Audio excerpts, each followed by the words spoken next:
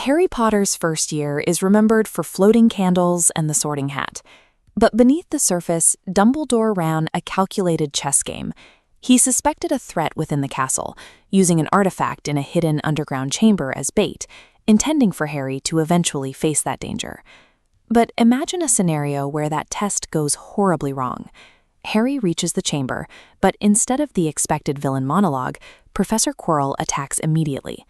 Dumbledore enters the room to find an 11-year-old boy pinned down, rapidly losing a lethal duel to the most dangerous dark wizard in history. Dumbledore's long-term strategy vanishes in a split second. Seeing Harry about to die, he abandons the plan to carefully groom a future savior. Instead, he makes a fatal choice. He decides to destroy the chamber entirely, while he is still standing inside it. The room destabilizes. Ancient magic tears through the stone walls. As the explosion triggers, Dumbledore diverts his immense power away from his own survival, throwing it entirely into a shield to keep Harry alive. When the dust clears, the headmaster is dead. By saving the child, Dumbledore instantly strips the wizarding world of its ultimate protector, leaving a massive void a full decade before Harry is ready to fill it. The title of The Boy Who Lived takes on a different meaning. When Harry wakes up, he finds his life was bought with the most significant death in the magical world. People no longer look at him with wonder. They look at him with a heavy expectation of what he must achieve to justify Dumbledore's loss. An 11-year-old lacks the emotional architecture to process being the direct cause of a mentor's death.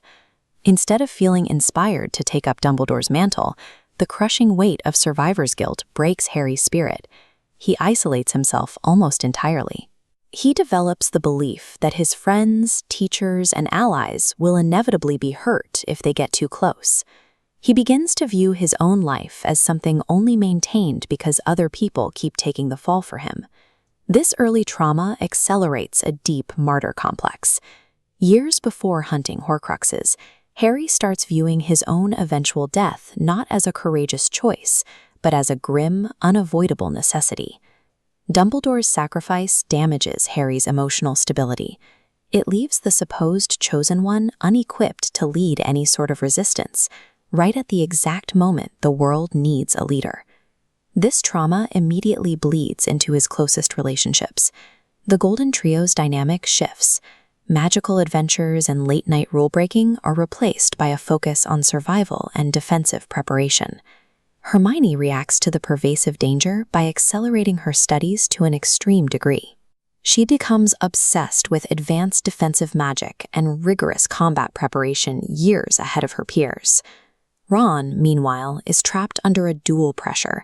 He has to serve as the emotional anchor for a deeply isolated Harry, while managing the terror that his own high-profile blood traitor family is now entirely exposed to retaliation. Outside the school, the political situation deteriorates rapidly. Minister Cornelius Fudge actively denies any rumors of Voldemort's return. But now there is no Albus Dumbledore standing in the Wizengamot to publicly challenge him or force an investigation. That institutional denial creates a massive power vacuum. Pure-blood supremacists and former Death Eaters recognize the lack of oversight.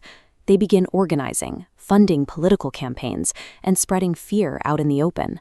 Without Dumbledore acting as the ultimate political deterrent, the Wizarding Society effectively dismantles its own early warning systems and defenses, right as the greatest threat of the age begins to stir. The lack of a powerful headmaster gives Lucius Malfoy total confidence. He plants Tom Riddle's diary at Hogwarts immediately, knowing there is no one left at the school capable of detecting or investigating dark artifacts of that caliber. Looking at this timeline diagram, we see how the threat multiplies. Without resistance, the diary drains its victim, and the timeline splits into two distinct branches, representing an early physical resurrection. The first branch represents the original, weakened spirit of Voldemort hiding in Albania, out of sight, quietly gathering strength in the shadows. The second branch tracks the new, physical teenage Tom Riddle. He is back in the real world, highly charming, extremely manipulative, and building a network of political influence directly in plain sight.